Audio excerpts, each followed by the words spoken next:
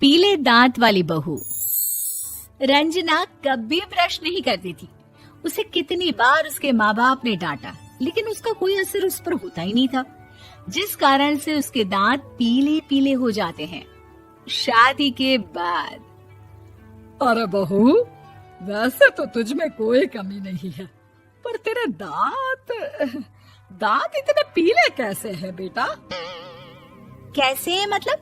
कोई सर्जरी थोड़ी ना कराइए। वो तो क्या नाम, मैं ब्रश नहीं करती थी तो पीले हो गए। अब क्या करूं? आप कहें तो लाल करवा लूं या फिर काले? यार ये क्या है, क्यों माँ से लड़ रही हो? लड़ रही हूँ? अरे मैं लड़ रही हूँ या ये बोल रही है कि दांत पीले हैं, पीले।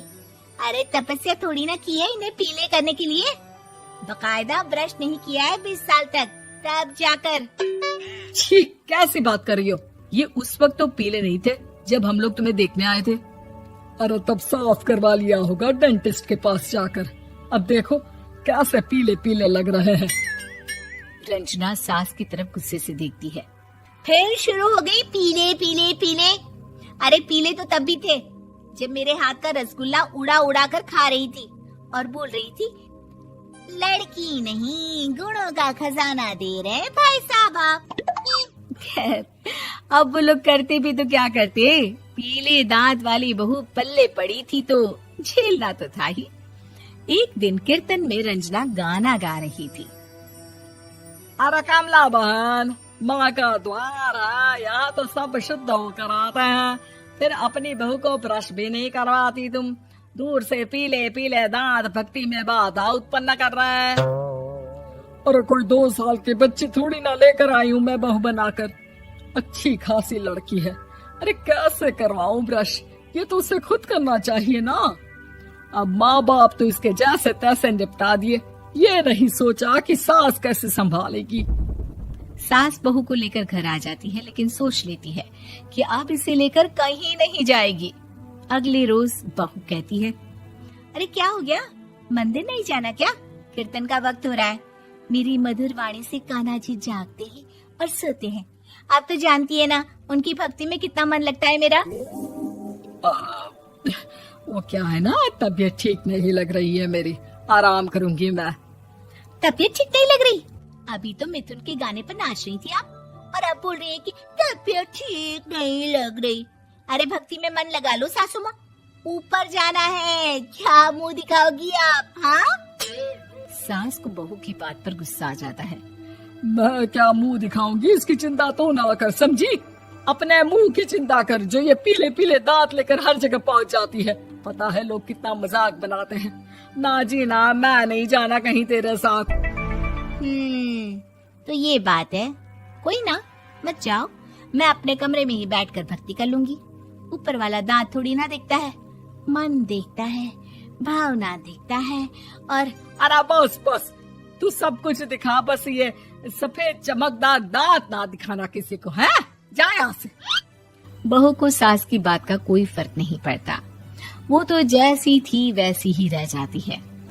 सुबह नहाकर किचन में खाना बनाना, फिर खाना खाना, कीर्तन भजन करना और सो जाना। एक दिन, माँ जी मैं सहेली के घर जा रही हूँ, शाम को लेट आऊंगी। हाँ हाँ तो जाना, मैंने कौन सा तेरी आरती करनी है घर पर बैठकर। रंजना सहेली के घर जाती है, जहाँ वो पार्टी में जाने की तैयारी कर रही होती है। अरे शिखा, कहाँ जाने की तैयारी कर रही है? मैं गलत वक्त पर आ गई क्या? अरे नहीं यार, उल्टा सही वक्त पर आ गया। मैंने ये साड़ी और ज्वेलरी निकाली है यार, शाम को इनके ऑफिस की एक पार्टी में जाना है। बताना कैसा लग रहा है ये सब? नहीं यार, इस ड्रेस के साथ तो वो वाली ज्वेलरी अच्छी लगेगी। हाँ हाँ सही बोल रही है, मैंने ध्यान ही नहीं दिया। वैसे तो हमेशा से मस्त फैशन सेंस रखती है। तो बड़ा जाती होगी ना पति के साथ पार्टी में। रंजना कुछ नहीं बोलती, बस सोचती है कि यार काश ये बात सही हो जाती, पर मैं क्यों नहीं जाती पार्टी में? क्या इन लोगों की कोई पार्टी होती नहीं होगी? रंजना घर आती है और रात में पति से सवाल करती है, एक बात बताइए, आप मुझे किसी पार्टी में क्यों नहीं ले जाते? क्या आपकी यहाँ ऑफिस में पार्टी नहीं होती? पति बेचारा क्या कहता कि दांत पीले हैं तुम्हारे इसलिए। अरे कोई पार्टी होती नहीं हम लोगों के ऑफिस में, तो कहाँ से लेकर जाऊं? और मार्केट, मॉल, कहीं वीकेंड घूमना, कहीं तो।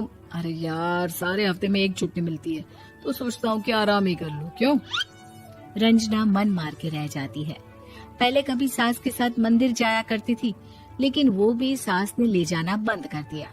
घर बैठी बैठी रंजना बोर हो जाती है। तभी उसे आइडिया आता है और वो मायके जाने का सोचती है। सासू माँ, 2 दिनों के लिए मम्मी के घर जा रही हूँ। अच्छा ठीक है, आराम से जा। और हाँ, माँ से कुछ अच्छी आदत सीख कर आना कि कैसे शरीर के हर भाग की तरह दांतों की सफाई भी जरूरी होती है, समझी? शुरू हो गई ना आप। वो लोग आपकी तरह नहीं है कि छोटी छोटी बात का बतंगड़ बना दे। उन लोगों के लिए मैं मायने रखती हूँ, ना कि मेरे पीले पीले दांत। रंजना माँ को बिना बताए उन लोगों को सरप्राइज देती है, लेकिन जैसे ही वो दरवाजे पर पहुँचती है, अंदर देखती है कि घर वाले कहीं जा रहे होते हैं। अब माँ, काश रंजना दीदी के दांतों वाली प्रॉब्लम नहीं होती, तो वो भी हम लोगों के साथ चलती ना बुआ जी की बेटी की शादी में। हाँ बेटा, लेकिन अब उसे कौन समझाए कि उसको उसके पीले दांत नहीं दिखते, लेकिन उसके आसपास के लोगों को कितना एम्बैरेसिंग फील कराते हैं। मुझे तो कितनी बार उसके स्कूल की टीचर ने शिकायत की कि उसके साथ कोई लड़की बैठना भी नहीं चाहती, और ना ही कॉलेज में कोई उससे बात करना चाहता था।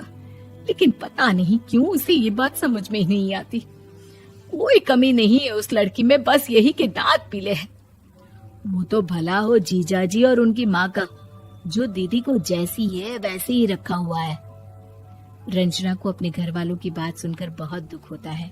वो सोचती है कि वो क्या करे, लेकिन फिर वो सीधा डेंटिस्ट के पास जाती है, अपने दांत चमकाती है और कसम खाती है कि वो रोज ब्रश करेगी। अरे क्या हो गया? तुम तो 2 दिनों के लिए गई थी ना, पर कोई ना, अच्छा है, चलो आ गई तो। रंजना सास के सामने आकर खड़ी हो जाती है और पूरी स्माइल करती है, उसके चमकदार दांतों को दिखाती हुई। हैं? चले मंदिर। माँ, मुझे माफ कर दीजिए, मैंने आप लोगों को बहुत एम्बैरेसिंग फील करवाया। मैं आज से रोज ब्रश करूंगी।